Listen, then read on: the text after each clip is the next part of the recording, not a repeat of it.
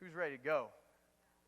So I think, when it comes to fixing our gaze, the problem with fixing our gaze is that there is so much to look at, right? There's a lot to look at, all right? You're going to hear me make some uncomfortable statements. Let me tell you, there's a lot to look at. If you have a phone, I'm going to talk a lot about the phone and the internet and just our access. Like, we have access to everything, right? It's not like it was, I remember when I was growing up, if you were to pursue something, like whether it was a person or whether it was, pornography, you basically had to go looking for it. Man, now, if you're getting attention from someone at work, all you have to do is pick up your phone and you can text them. If you want to look at anything, we have access to the most beautiful people on the planet. All the Hollywood stars, all of the, models, you have access in a moment. And all you have to do is open your phone, and a lot of us follow these accounts that have these people on there. We're constantly taking in some of the most influential couples, the most influential people on the planet. That didn't happen 50 years ago. And so what you're seeing is we now have so much intake, we now see so much that it's drowning out our ability to appreciate our spouse or the person that we're dating. And I find I get myself in trouble a lot because although I'm 16, I have the soul, or I look 16. That was on purpose. Even though I look 16, I have the soul of a 61-year-old. I'm not 16. Even though I look 16, I have the soul of a 61-year-old. And so I'm a little old school, right? So sometimes I'll make a comment about online dating or asking a girl out over Snapchat. Anyway, I promised I wouldn't do it. I'll sometimes make comments, and I can offend like 50% of the people, because the fact is that more and more people are meeting online or asking out online. And whether you think that's right or wrong, I'm not making any kind of stance on that at all this morning, because that's not my place, and it's not my point of the message. And fact is that a lot of people in here, you probably met your significant other online. Okay, I get that.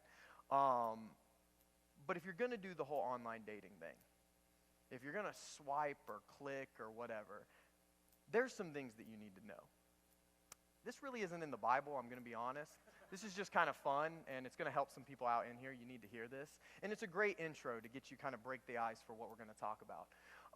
You need to know, if you're going to do online dating, not everything you read on the internet is true. I know that's a shocker. I know you thought that, man, if it's on Wikipedia, it's got to be true. Not everything you read on the internet is the truth. Okay, so when you're doing online dating, I just want to help you out. And if you want to call me a heretic and leave, that's fine. I want to help you out. There's some stuff that you need to look at that if you read, it may not be what it sounds like. For instance, if a woman says that she's in her 40s, she is 49 and a half years old. If a man says that he's in his 40s, he is 53 and he's looking for a 26-year-old. I'm just saying. This is true. If someone says that they're cuddly, they have a few extra pounds to lose, and they have hair like a blanket. Okay? If she says, I'm bubbly and fun, men, she never stops talking. Ever. If she says, I'm independent, she will dominate you and make you like it. If he says he's average looking, he fell from the ugly tree, he hit every single branch on the way down. If she says she's romantic, she looks better by candlelight. I'm sorry, that one wasn't. I'm glad my wife's not in here for this service. And finally, if he says that he's laid back and loves his family, listen to me, ladies, he is unemployed and he lives with his mom. I'm just trying to help you that as you read and as you study online, be careful, because not everyone is going to say what they mean. The reality is the internet can be really good. It can be fun. There's a lot of great stuff on the internet. I'm grateful for the internet. But it also can be deadly for our marriages. Over the past few years, we've seen for the first time ever, divorce has shifted from money problems to affair problems. Whether that's affair with internet, whether that's affair with someone real, whether it's a texting thing, whether it's an emotional thing, we have seen more and more that people don't know how to hold their attention on one person. So if you want a marriage that is going to last, if you want a marriage that is going to be life-giving, then you absolutely must stop comparing your marriage to everyone else around you. You cannot compare your spouse to other people, and you cannot compare your marriage to other marriages. I promise you this, comparing, looking at other marriages and not focusing on your own will sow seeds of destruction into your relationship. Dating people, if you are looking at other people's relationship more than your own, I promise you this, it will sow seeds of destruction into your relationship. If you want a life-giving marriage, you have to fix your gaze on your spouse. You have to guard your gaze from all others. And you have to work with what you see. Those are going to be the 3 points today. You have to fix your eyes on your spouse. You have to guard your eyes from all others. And you have to act towards what you see. And as we get started today, I'm sorry, tech team, do you mind if we get my clock going? That'd be wonderful. Hey, you guys, I've preached 0 minutes, so I've got a whole 40 minutes left. You know, they've given me free reign. I'm just kidding. Number 1, fix your eyes on your spouse. Fix your eyes on your spouse. All right, so here's what's going to happen. If you have your Bibles, you can turn with me to the book of Song of Solomon. We're going to be jumping around in the book of Song of Solomon a little bit today. We're going to read from 3 different chapters, but we'll start in chapter 1. And what's going to happen in chapter 1 is the bride is going to open up about some things that she is insecure about. Okay, she's feeling insecure. She says, I am dark but lovely. This is verse 5. I am very dark but lovely, O daughters of Jerusalem. Like the tents of Kedar, like the curtains of Solomon, do not gaze at me because I am dark, because the sun has looked upon me. My mother's sons were angry with me because they made me keeper of the vineyards, but my own vineyard I have not kept. Tell me, you whom my soul loves, where you pasture your flock and where you make it lie down at noon. For why should I be like one who veils herself by the flocks of your companions?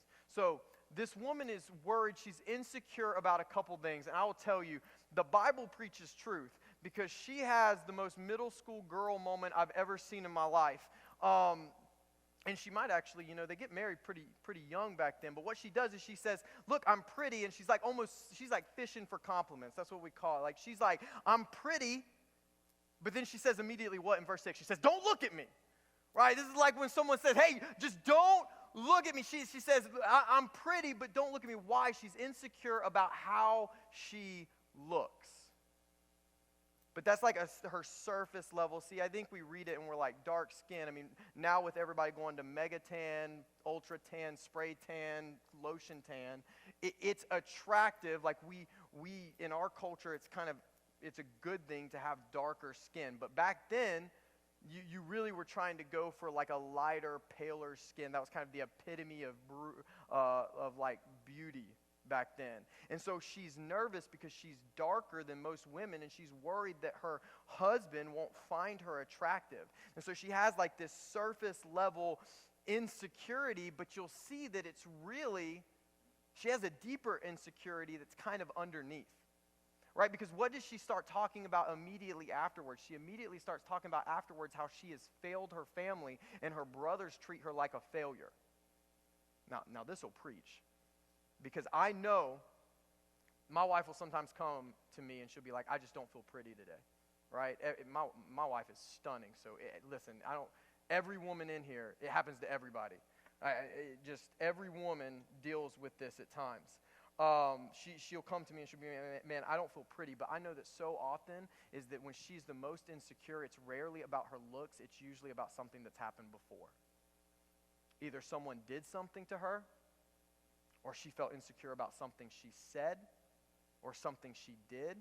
And so often, if I just stop at the surface level, like, hey, I'm feeling insecure about how I look, or I'm feeling, usually it's not that she's feeling insecure about a specific thing, it's that she's just insecure in the moment. And so if we just stop, if we don't take a moment to really press in and to meet our wives' needs, listen, I promise you this, is that we won't stop an issue. Like, if we're just there and you're like, oh, you look pretty, babe, like, like move on and let's go to wherever we're going, then I promise you, you are going to miss an opportunity to be able to meet a need that your wife has. This is how it plays out in my marriage all the time. So listen to me, unless if you care for her insecurities, unless if you care for the surface insecurities, you'll never be able to move past them and find out what your spouse is really dealing with. And men are insecure too. We will never let you know, but we are insecure. We'll get into some of our insecurities here in a minute. But notice what the man does. He responds in verse 8 and he says, if you do not know, O most beautiful among the women, follow in the tracks of the flocks and pasture your young goats beside the shepherd's tent. I compare you, my love. Now, we're going to talk a lot about the difference in comparisons, but listen, I compare you, my love, to a mare among Pharaoh's chariots. Your cheeks are lovely with ornament, and your neck with strings of jewels.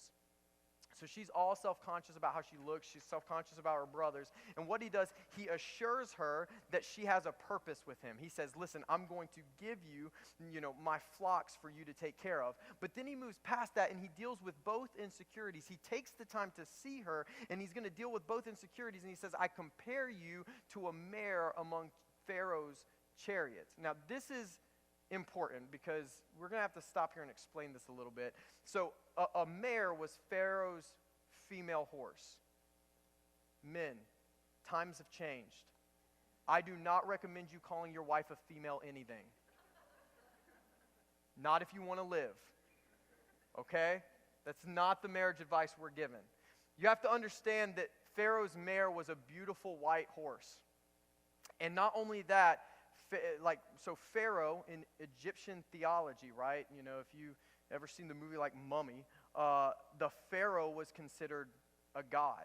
And so his white horse was the most beautiful horse in the land, and it would be considered a divine being that would carry him into the afterlife, and into, as he is in the afterlife, this horse would carry him in the afterlife. And so this isn't so much the husband being like, honey, you look like a pretty horse. Yes, you do. No, that's not the compliment he's giving. He's saying, honey, you look divine. Like, you look good. He's telling her that she is special, that she's not like all of the other horses, that she is one that is set apart. Listen to me. If you want a beautiful marriage, then you will make your spouse the center of your affection. That's what he does here. He takes her and he says, you know what? You are not just like any woman. You are divine. You are set apart. He puts her on this pedestal. And I am telling you right now, you want to make your spouse the epitome of what you find attractive and good. Now, this isn't saying that you can't recognize that they're not perfect. But I think too many of us point out the imperfections more than we're willing to appreciate the goodness. And we talked about last week how nothing feels good when criticized, right? There's no relationship on the planet that when you criticize it, the relationship gets better. In the same way, so often we are so critical. And, we talked about last week the honeymoon period, like the period where you first start dating someone and they're so perfect and it's called like puppy love and it's amazing. You know what's so amazing about that period? You are so blind that they have problems. Right? Like you have no concept that person has any imperfections on the planet. And whereas that can be dangerous, one of my favorite things about my wife is she pushes me to get better, but if she only pushed me and never loved me, we would have a terrible marriage. The fact is that we need to go back to that a little bit where we stop looking at everything that's wrong with our spouse and we start making them, there is no one like you. Can I be real? I'm not the most attractive man on the planet. I know, shocking. I'm just not. I don't I'm not like insecure about the way I look, but my face is a little narrow. My body is way too thin no matter how much I eat. And I know, tough world. And my teeth are crooked because, in the 7th grade, someone offered to get me braces, and I thought I was like at the peak of my attractiveness, right? I thought that I was like at the peak of cultural beauty in the 7th grade, and I was insecure about getting braces because I thought it would ruin my game. So if I'm insecure about anything, it's probably my teeth. And so I'm not the most attractive man ever, but what really gets me is when my wife makes me feel special. The other day, I'm not trying to give you too much, but you got to set up the context. The other day, I'm strutting around the house, and I don't think I'm wearing a shirt or anything, and I'm just like, just strutting, right? I don't really. Well, actually, probably I was strutting like that. I fully deserve to be made fun of by my wife, and she looks at me and she says, "You know what? You are the most attractive man I've ever seen." Man, I was excited. I said, guys, that did something from the top of my head to the bottom of my toes. I was like, oh, game on. But you know what? It made me feel special. It made me feel seen. It made me feel, I'm not the most attractive man that she ever saw. She watches The Bachelor. Those men are like carved from Greek sculptures, right? I know I'm not the most attractive man she's ever seen. But in that moment, I could tell that she believed it. I could tell. She looked at me and she made me feel like, man, she really means that. And it's because her attraction to me is not based on my appearance, it's based on her attention. We are most attracted to what we pay attention to the most. You can write that down. We are attracted to what we pay attention to the most. And so what you're attracted to will be what you're attentive of. Right? The problem is that sometimes Instagram gets more scroll time than we spend with our spouses. Sometimes Instagram gets more scroll time than we do with our spouses. And so we're seeing relationship.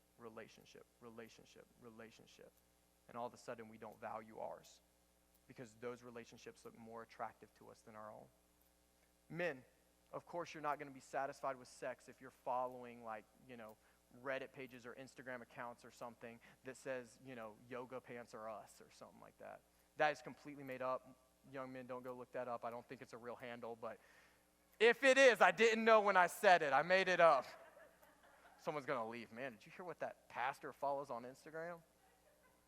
If you are constantly looking at workout videos, yeah, I know it's out there, and random Instagram pages, and your little search tab is full of all these girls, then you will never be satisfied with the one you have.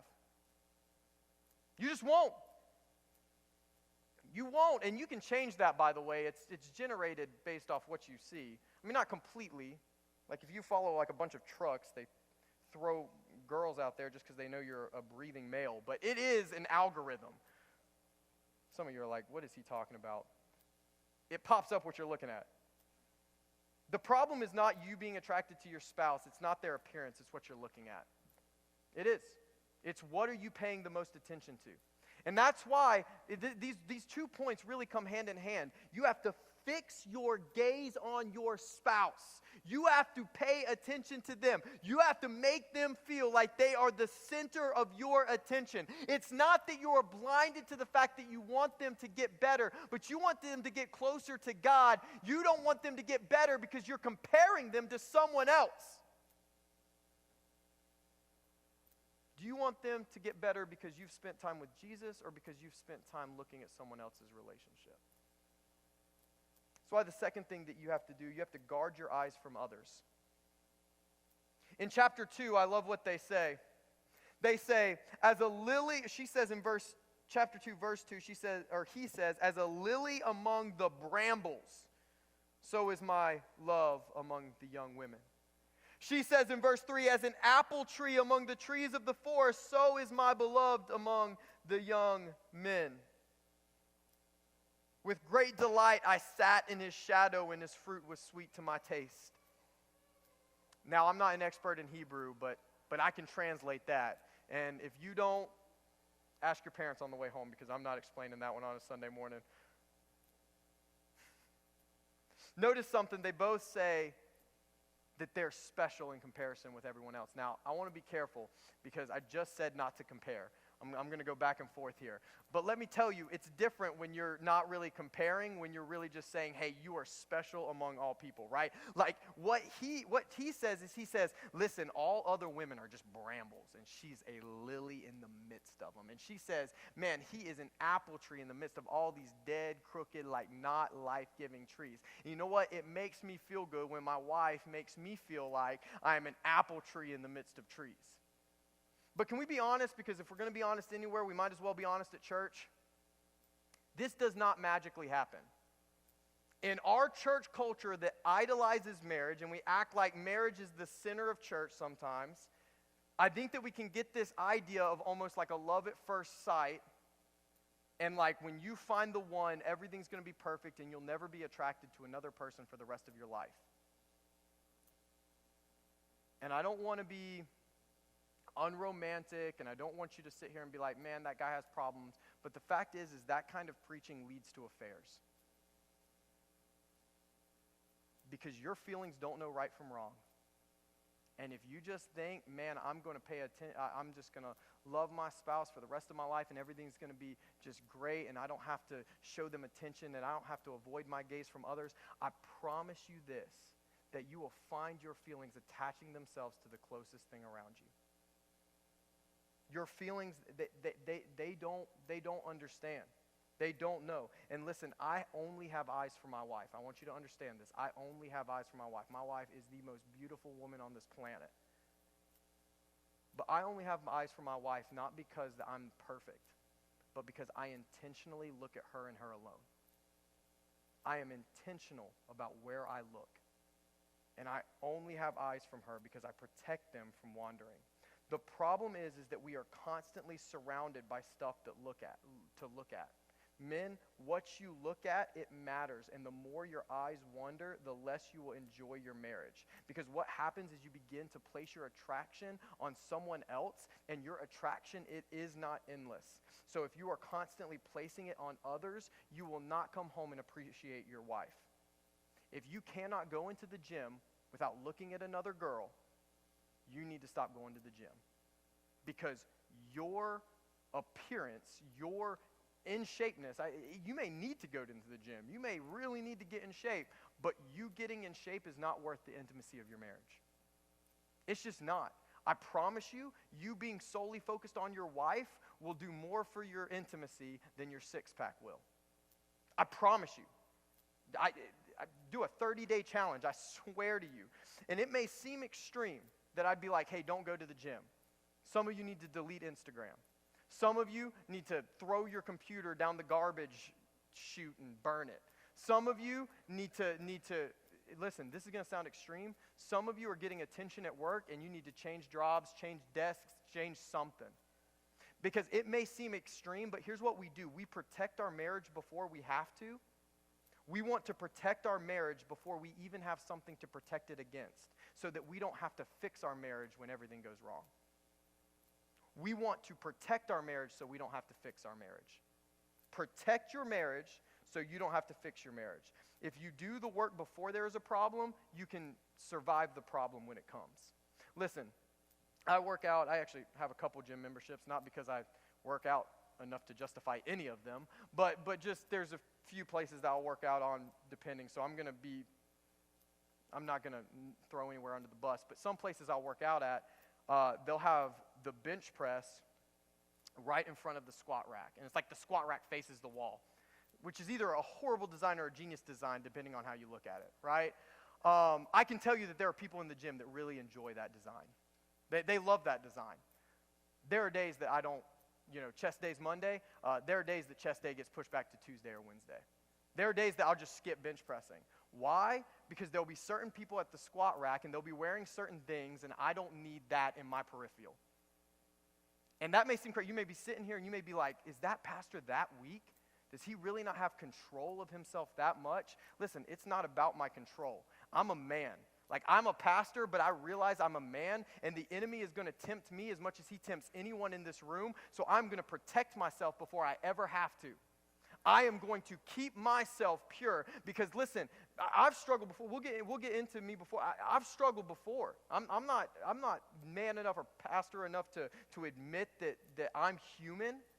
And so I am never going to put myself in a position where I can be tempted, because the enemy is just waiting for that moment. Right? I'm not going to put myself in a temptation. I don't play with foxes. I kill them before they even enter the garden. Don't play with foxes. Don't play with foxes. Girls, if the boy you're dating checks out everything that moves, that's a flag. And you know what? It's true. It's natural, right? Don't look at me like that. It is natural for a guy to check out a girl. It's like DNA. But just because it's natural doesn't mean it should be, right? It doesn't mean that they should.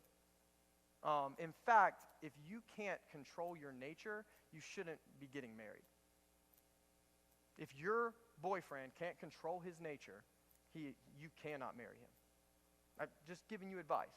Because let me tell you, guys are attracted to girls, but a guy can learn to fix his gaze on one woman. He can, I promise you. Women, just because men are more visual, that doesn't mean that you don't need to be careful. Because I promise you this, because we're more visual, we're sensitive to how you see us, right? We don't want to feel like we have to compete with Brian from like The Bachelor in Paradise, right? We don't want to feel like that's our level. Like if we don't look like that, you don't value us. And so I get it. We're not like very good at voicing our emotions in a healthy way, but we don't want to feel like you're comparing us to them. We can't only fix our eyes, we have to guard our eyes. Now, I'm going to get into it. Pornography has made this exponentially worse. You know, when I was growing up, you had to get a magazine to have access to pornography. Now, it's on Instagram, it's on the internet, it's everywhere. I mean, it's on phone apps. It is absolutely everywhere. And listen, we're so committed to this. I can't get into all of it today. I think that this is probably the most massive sin in our culture. I can't think of another one. Maybe you would say pride, but I can't think of another sin that's affecting more households, whether people want to admit it or not. This is everywhere. The last statistic I read, 85% of men below the age of 30 look at pornography at least once a week. 85%. I would actually probably say that might be an underestimate. Because I'm telling you, I've done youth ministry for years. Young men are struggling with this. Friends are showing it to them at school. I'm telling you, this is a real issue. We cannot afford to be blind.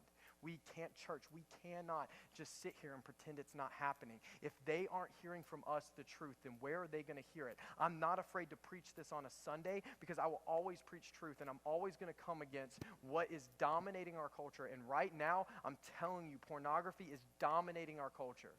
We must be aware. And so in March, we're going to do an event called Porn and Pancakes. I know that's a little cheeky, but we're going to be here on a Saturday morning. We're going to do breakfast. And look, this isn't just for men. It is just for men. We'll talk to women in just a second. This is an event that's just for men, but that's not just for men that are struggling with pornography. Any man that wants to learn more or hear about for his sons or hear about for the problem of lust, I want to encourage every man to come here, because this is what we're battling. And women, that's not to say that you can't struggle with pornography. In fact, Allison wanted me to mention she was exposed to pornography at the age of 8 years old. And it really affected her. I won't go into too much detail, but it really affected her. And so if you're a woman in here, it is statistically becoming more common for women to look at porn. And you don't need to let shame keep you from hiding that. You need to share it. In fact, in home church this week, we're going to split up into boys and girls. It'd be a great time for you to open up with other women who can feed into you. There's two issues with pornography, and I just want to let you guys know. It's going to affect you sexually, and it's going to affect you emotionally. And you need to be aware about this. You need to be aware that if you are struggling, look, I think there's this myth that like if you're single in here, it's going to go away when you're married, and that's a myth and it's a lie. Because here's the deal, your wife cannot compete with multiple women. right? Like if you are married to one woman, she can't compete with an endless amount of women. And you may sit in here and you may be like, hey, it's different, it's not the same. It's not that different, because what you do is you trick your mind and your body into believing that you're having a sexual experience. What happens with pornography and why it affects you so much, and especially in young men, it's causing depression, anxiety, a lack of actual sex drive, a lower testosterone count. It's causing a lack of motivation, because what it does is it releases this chemical called dopamine. Now, dopamine's not a bad chemical. Dopamine is a great chemical. It was designed, it's an intense sensation of pleasure. Okay? So that's designed to be a good thing. You experience dopamine every single day in some capacity. Now, some releases are little, but it's that pleasure chemical. Here's the problem, is that dopamine, it gives you an immediate button to start hitting that dopamine release. So you can hit it whenever you want. And the problem is it gives you the experience of sex, but it sets unrealistic standards. It sets an unrealistic scene for it. And so we begin to believe that this is how it should be, when really, let's be real, pornography is entertainment. Right? It's like watching a Marvel movie. But the thing is that with Marvel movies, nobody expects to fly like Captain Marvel or have super strength like the Hulk. But for some reason, we start watching pornography, and we believe that that's what our relationship should be like. And so all of a sudden, we have a bunch of men who feel insecure because they're watching actors, and they think that their wives should be acting that way, or they think that they should be performing that way. And then all of a sudden, they feel insecure because they are not meeting a standard that's all entertainment driven. We have women who are insecure because they feel like they have to look a certain way because of what they're seeing on Instagram. We have women who are insecure because their husbands are looking for actors. None of it is real. None of it. Nothing on pornography is real. It's not love, it's domination. And you need to understand that. And it's a male-dominated culture. I know that women can struggle with it, but it is a male-dominant culture, and you will never have fully satisfying sex. You will never have a fully satisfying relationship if you adopt the dominant porn culture. Not only will it affect your sexual intimacy, it will affect your emotional intimacy. Because what it does, it overstimulates your dopamine receptors, and it's like this intense feeling, and so your body has to compensate. So what it does is it lowers your threshold, or it raises your threshold for dopamine to be released, which one drives you deeper into pornography because you have to start experiencing new things to get the same release that you used to get. And it also, you don't get dopamine in your day-to-day. All of a sudden, things start looking gray. You lose emotional connection for other people. You begin to lose emotional connection with your wife. In severe cases, it causes severe depression. It causes anxiety. And it will, and it causes, in extreme cases, it causes men to no longer have the desire for actual, godly sexual relationships. In fact, in a new study, we've seen that men below the age of 20 are at a unfathomable statistic not desiring sex anymore. It's gone up by 300%. And it's because boys are addicted. And I'm telling you, it starts young. Boys are getting addicted to pornography. And there's a couple issues. I think you got to be careful with video games. I'm not saying video games are of the devil or anything, but there's a limit that young men are just getting addicted to video games. I think that our culture is kind of anti-men being men right now. And so I think that you're really running into a thing where men are turning into boys. And so I think that those have factors as well, but we are not addressing the fact that pornography exists in almost every household. Every household where there's a young man, this needs to be talked about. And listen to me, parents, I get it. It's awkward. I get it. You may be horrified because you didn't send your kid back right now. And you're like, we are about to have a weird conversation on the way home. When I was 12 years old, I was exposed to my first real pornography. I had seen stuff when I was a kid, but didn't really know what it was.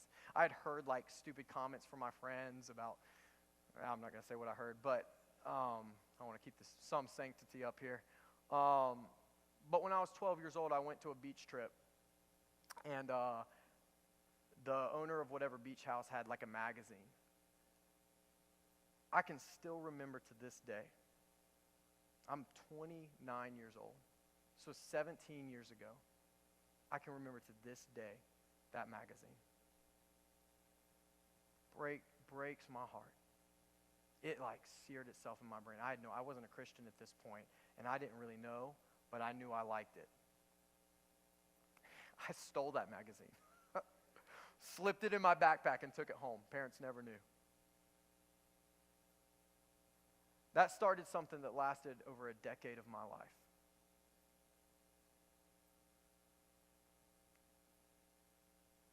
And the scars that I took from that affected my wife, because I didn't know what godly sex looked like.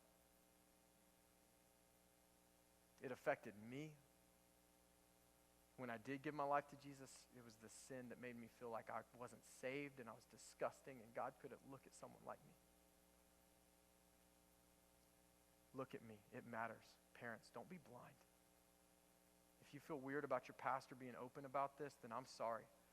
We will be open and we will address what's going on in this world. I struggled with this for over 10 years of my life. And you know what I wish?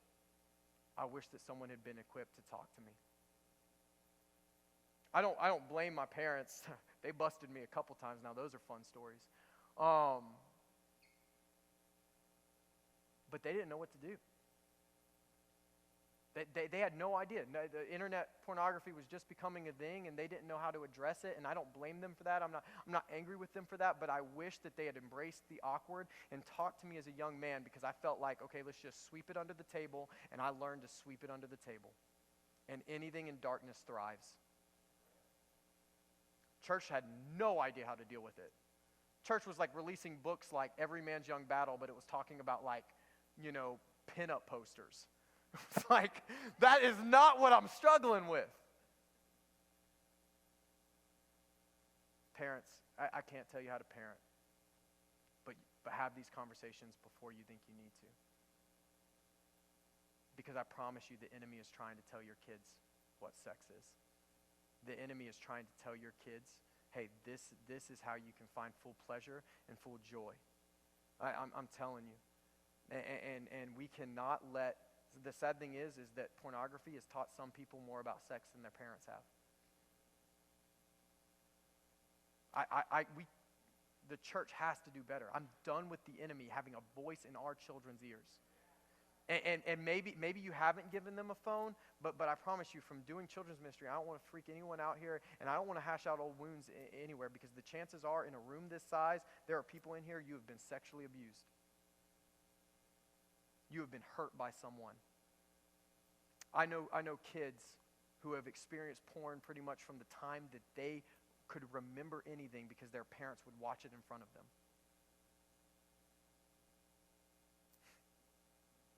And that, hopefully not your child in here, but your children are going to school with these kids. They're hanging out with these kids. And the thing is that if we don't get the healing that we need from God, those things warp our opinion and our view on sex. And I'm telling you right now, their friends will tell them before they're ready. We've got to have these conversations before we think we have to, so we can protect our kids and tell our kids, hey, sex is not bad. It's from the Lord. It's a good thing. We'll talk about how good it is next week. I don't want to create like a shame sex culture. We want to tell our kids that it is good in His time. Have the conversation early. Embrace the awkward. But this isn't a message on porn. I know that I kind of went that way. I just think it's so important. We'll give you the dates for March. I think it's really important for every man to be a part of that. This is about guarding your gaze from things that are going to hurt your message. And not only, let's be real, you can't only guard yourself visually, you must guard yourself emotionally. Because here's what happens. Affairs almost exclusively happen with people you're emotionally connected with. Affairs almost never happen just out of the blue. right? It's almost never like, oh, I just met this person on Tinder and I'm going to have an affair with them. That is almost never how affairs happen. Affairs almost always happen with someone that you get emotionally connected with. And what happens is we begin to feel like we are not getting something from our spouse, and all of a sudden we feel like we are getting it from someone we work with, from someone that our kids hang out with. And then all of a sudden we begin to find that need in another person. And we get dissatisfied with our spouse. So maybe it's like you feel like your wife doesn't respect you. But Tammy at work thinks you're the best thing that's ever hit the corporate world, right? Like she thinks that, man, you are smart, you are funny. She doesn't have to live with you, by the way. But she thinks that you're smart, she thinks you're funny, and you know what? Every time you come to work, you get a little spike of that dopamine, and it feels good. You're the big man at work. But then you come home and you're just arguing with your spouse. And what happens is at first it's not that bad, but you begin arguing with your spouse more and more and more because, let's face it, you'd rather be with Tammy. Or maybe your husband just doesn't understand you anymore. But Buff Brad, who's your son's best friend's, dad, he listens to you when he talks. He's a stay-at-home dad because he has no other skills than being buff, and he listens. He's emotionally supportive. He's there for you. He sits there and he listens to you talk about how your husband doesn't meet your needs anymore. Can I tell you one thing? If you ever complain with someone of the opposite gender about your spouse, you have lost. If a girl ever complains to me about her husband, I run. I mean, literally run. I'm out the door. And like, if you want to I'm a pastor, we can have counseling sessions, but if it's about your spouse, listen, I promise you my wife will be there. I protect my marriage. And so what we want to do is we want to protect our marriage. We want to, we don't want to give in to Buff Brad and Tammy. See, what happens, affairs, because it will feel right in the moment, right? Like affairs never feel wrong to the people that are in them. Let me say that again. Everybody was distracted by Buff Brad. Affairs never feel wrong to the people who are inside of them. Ever. There's always a justification. There's always, she's not doing this for me. He's not meeting this need. There's always something that makes it right. And I promise you, you can find something. If you're not careful, you can find something, because the reality is your wife or your husband is not perfect, right? I'm not perfect. I can't meet all of my wife's needs. So let's say that maybe I meet 80% of what Allison feels like she needs from a husband, right? I meet 80%. I feel like that's pretty good. That's probably generous with me. Allison meets 90% of what I need from a wife. You know what's sad is so often, usually we begin to focus on the 10% that they don't meet rather than the 90 that they do.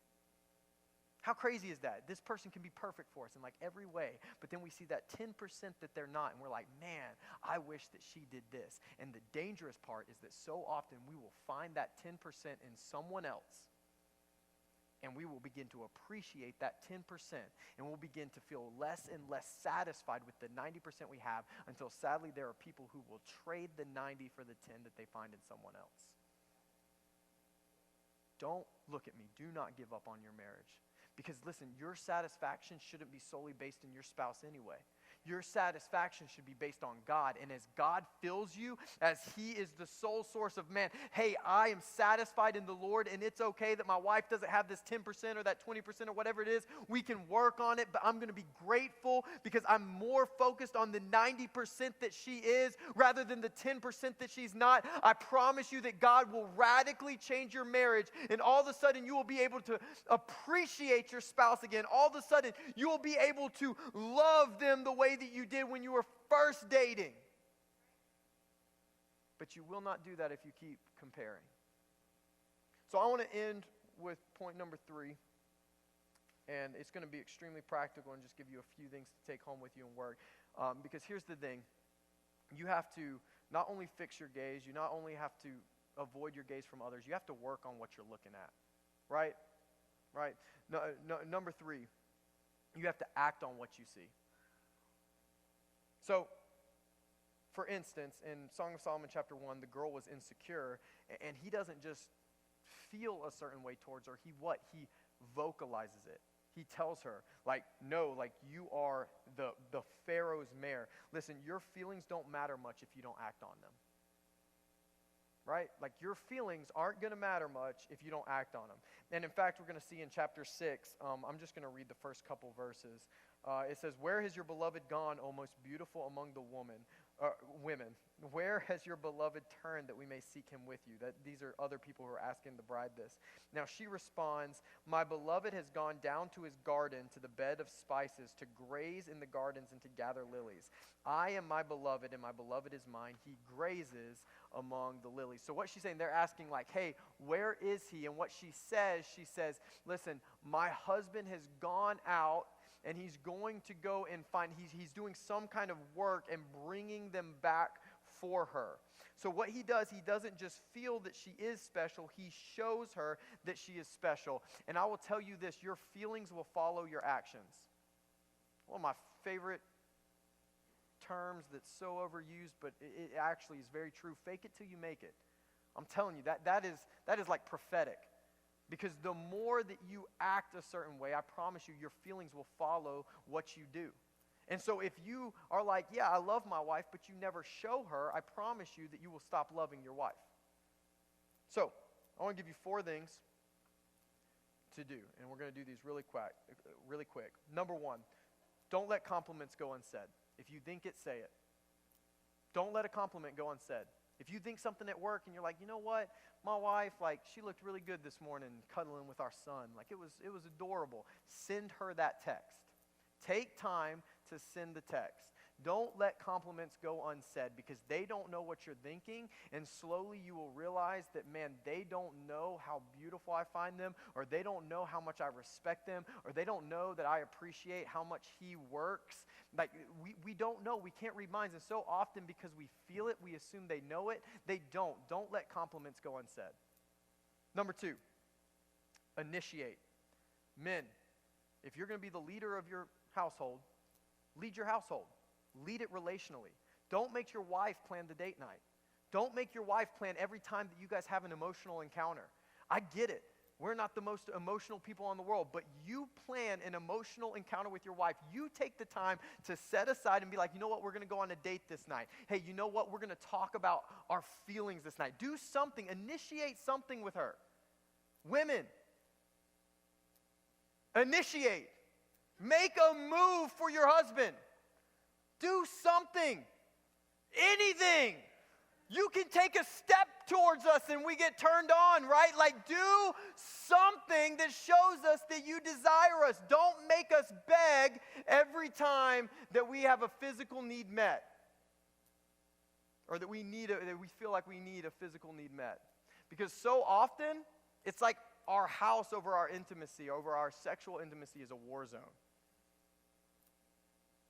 And I'm just going to say, listen, his actions, sin is never justified by someone else's actions, but we're called to help each other. And so often our wives are not helping our men to keep attention on them, and no wonder he's looking for affection somewhere else, because he's not getting it at home. Now, that does not excuse, I don't want to sit here and be like, hey, if you're not, if you and your wife have a terrible sex life, like, you go find attention somewhere else. That is not what I'm saying, but I am saying this: we should do everything that we can to meet every need that our spouse has. Initiate it. We'll talk more about that next week. I almost said something, but I remembered. Next week. Number 3, hide nothing. I don't care what your excuse is, unless if it's a Christmas present, you better not be hiding it. My wife has full access to my phone. She reads everything on here. Sometimes she reads some stuff that makes her laugh. Sometimes she reads some stuff that makes her throw stuff at me. But she reads everything on here. I mean, she has full access. And it's not that she can't trust me. It's that I've learned that, man, if she sees everything in here, man, it just keeps me accountable. Whether it's Facebook, Instagram, like all of my social medias, all of my messages. Listen, if you tell me something, just know that my wife could find out. I keep pastor confidentiality. If you tell me something and you really, like, it's between you and me, then we'll keep it between you and me. But if you text me something, My wife may see it because I don't keep anything. I don't delete text messages ever. Don't delete text messages ever. The moment you've deleted a text message, listen, whoever you're texting, within reason, if it's like, hey, like I said, Christmas presents are one thing. But if it's like, if you've deleted a text message because you don't want your spouse to see what's on it, I promise you need to stop texting that person. We keep nothing hidden. Number 4, and we'll end on this. Take time for your spouse. Take time. Now, we talked about date nights last week. Biggest advocate for date night ever. But listen, you need to take time to not only take your spouse on a date, but you need to take time to connect with your spouse daily. Now, notice, I said not talk, but connect. Connect, because talking, and you can talk, at someone all day long, but connecting is deeper. And that takes time. That takes a space. And you really need to find time, whether it's after the kids go to bed and you have a few minutes, whether it's right when they get home and you want to go for a walk, whatever it is, you need to find time to connect every single day. Emotionally. I love this. I one time was told, try to laugh or cry with your spouse every single day. Now, that doesn't happen. I don't cry a lot, so I can't tell you that I come home every day and just cry with my wife every day. But I try to give my wife something that emotionally meant something to me each day. Now, women, you're so much better at this than men. Men, your wife needs you to show her emotion. Don't just tell her about your day. Tell her something that you felt. Now, I'm the worst at this. I'll be honest. I do the same thing every day. I'm pretty clockwork. Right? So I'll come home, or Allison will get home, and she'll be like, hey, what'd you do today? And I'm like, the same thing I did the past 7 days, right? Nothing changes. I don't know what you think happened today, but, I fed Oliver, we hung out. I was trying to write a sermon and be a dad at the same time, which is always chaotic. That happens every day. But what I've learned to do, I got this from Focus on the Family. Something I've learned to do is I have a little journal. If you ever see me carrying it around, I carry it around everywhere. And I will try to write, if something made me laugh, if something made me, tear up, if Oliver was worshiping or something and it really got me emotional, I will write it down. I'll write down what happened and how I felt. I know this sounds crazy, but I'm super intentional because I will not remember by the end of the day, and I'm not good at vocalizing my emotions. So I'll get home and I'll be like, yeah, it was nice. That's about all I got. So I will write it down, just a little note. That way when Allison gets home and we try to take a walk, I'll look at it and I'll be like, oh yeah, Oliver was worshiping today and I got really emotional because he was dancing and raising his hands. And I know that sounds crazy, but this is super practical. I promise you, if you find something to share with your spouse that mattered to you every day, it will build your intimacy. We keep nothing hidden.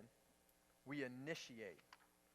We don't let compliments go unsaid, and we take time for each other. If you do those 4 things, I promise you, you will work towards what you see.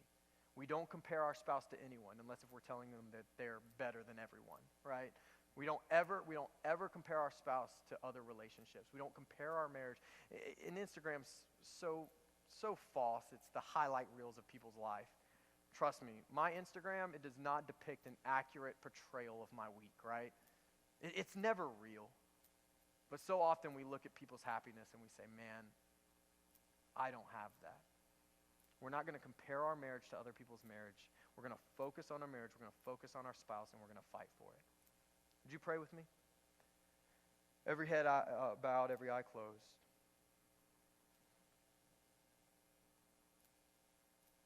Jesus, I come before you with a burdened heart. Because I feel in this room that there have been people who have been abused by the enemy's agenda for marriage. I haven't faced spiritual warfare like I faced this week in a long time. If I'm to be authentic this week as I was preparing for my message, I don't normally struggle with feelings like this, but I struggled getting out of bed.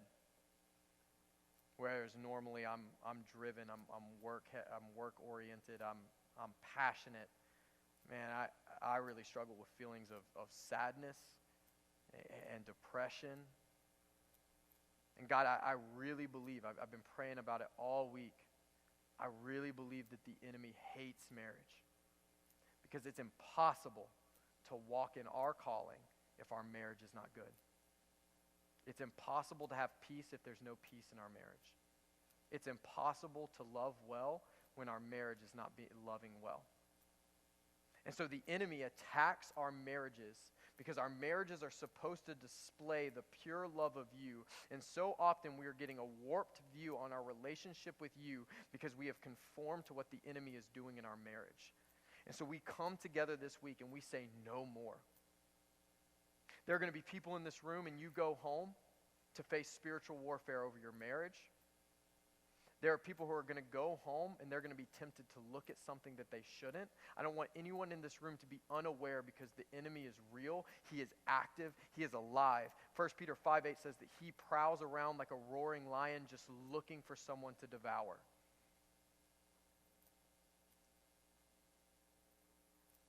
But we're going to stand firm, Jesus, looking to the people around us.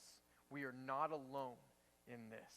We are fighting together, and I pray that you strengthen marriages to not fight against each other, but fight for each other. God, I pray that you give marriages in this room the ability to heal from what sex has done to them, God. Whether it was sexual intimacy before marriage, whether it was sexual abuse, God, whether it was pornography, I pray for healing over marriages. I pray healing over single people because, God, I know what this world promises. It promises a lot of good, and it leaves us empty and broken. And so, Jesus, I pray right now that some people would be healed where they are at.